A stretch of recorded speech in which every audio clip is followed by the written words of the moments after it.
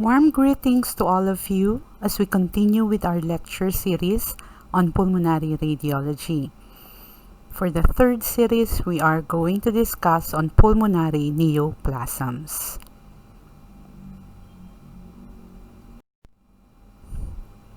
To start with, we are going to discuss on solitary pulmonary nodule. These are discrete, round or oval opacities measuring 4 to 30 millimeters in diameter. It should be differentiated from pleural or mediastinal lesions, skin lesions, chest wall lesions, bony island, healing fractures, or nipple shadow. Under 35 years old, non-smoker, without history of malignancy, this solitary pulmonary nodule may be due to granuloma, hamartoma, or inflammatory lesions and should be followed up by X-ray. If the patient is over 35 years old, tissue confirmation or biopsy is needed if there is no calcification or intralesional fat within the solitary pulmonary nodule. With a doubling time of less than 1 month or greater than 2 years, this suggests benignity. Round, smoothly marginated nodules are usually benign, except for carcinoid tumor, adenocarcinoma, or solitary metastasis.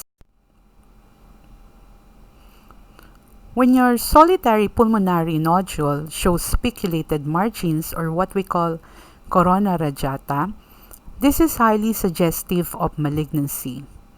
Exception would be lipoid pneumonia, organizing pneumonia, tuberculomas, or complicated silicosis.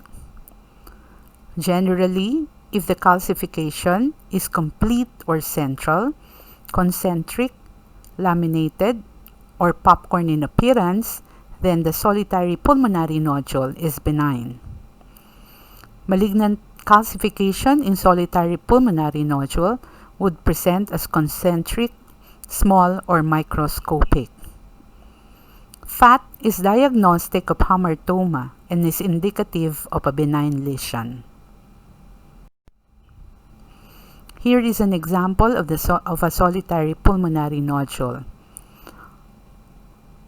On the left picture, entitled mediastinal window, you see a nodule in the anterior aspect of the right upper lobe which shows calcifications. This could be a benign lesion. On the picture on the right side, this is a lung window of the chest CT scan showing a pulmonary nodule with smooth and well-defined borders at the posterior aspect of the right upper lobe. This could also be a benign lesion unless proven otherwise. Calcifications in solitary pulmonary nodules will indicate a benign process if it is diffuse, such as the one in the diagram, central, laminated, or popcorn shaped. For your malignant lesions, you have bronchogenic carcinoma. This arises from the bronchial or the alveolar epithelium. And it could be adenocarcinoma, squamous cell carcinoma, small cell carcinoma, or large cell carcinoma. Majority of these patients are cigarette smokers. Radiographically, your bronchogenic carcinoma will present as a solitary pulmonary nodule or a mass. It could be a hilar mass with atelectasis. There could be a cavitation within the mass. There could be airspace of opacification secondary to the mass lesion with obstructive pneumonia. And patients can present with superior vena cava syndrome. There could be malignant pleural effusion.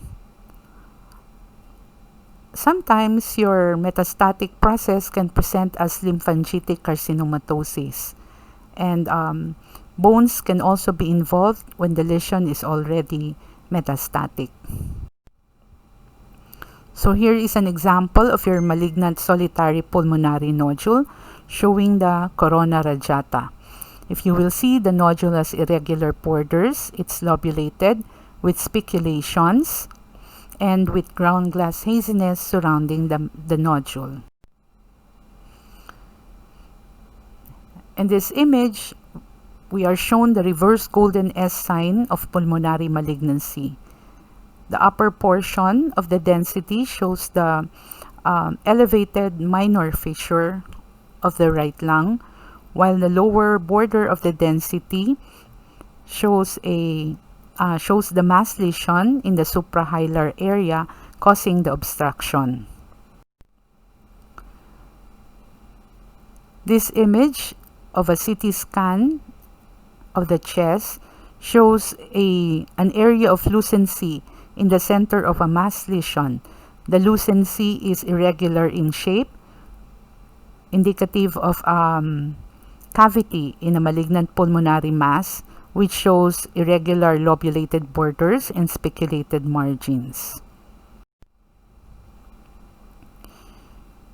Pulmonary metastases will present as multiple pulmonary nodules of different sizes.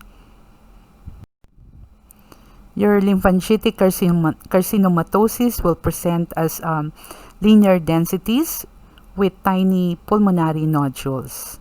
They are usually bilateral. And this could also be accompanied by fullness of the hyla due to enlarged lymph nodes.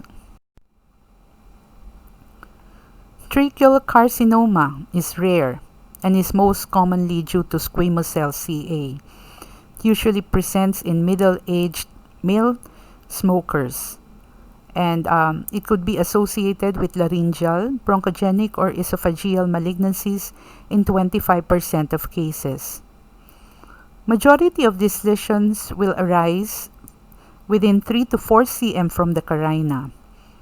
On CT scan, you can see a lobulated or irregular soft tissue mass that eccentrically narrows the tracheal lumen. If the lesion is more than 2 cm, then it's most likely malignant. Calcification is uncommon in tracheal carcinomas. Most common benign tumors in the trachea are chondroma, fibroma, squamous cell papilloma, hemangioma, and granular cell myoblastoma. So here is an example of a tracheal carcinoma. Pointed by the arrow, you will see the area of narrowing of the trachea caused by a lobulated nodule on the right side of the trachea.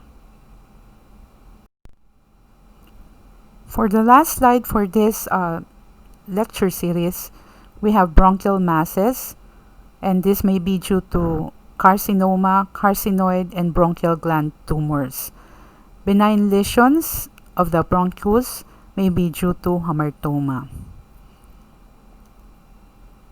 I hope you have learned something with this short lecture on neoplasms in pulmonary radiology. Please study well and prepare for post-exam. Thank you.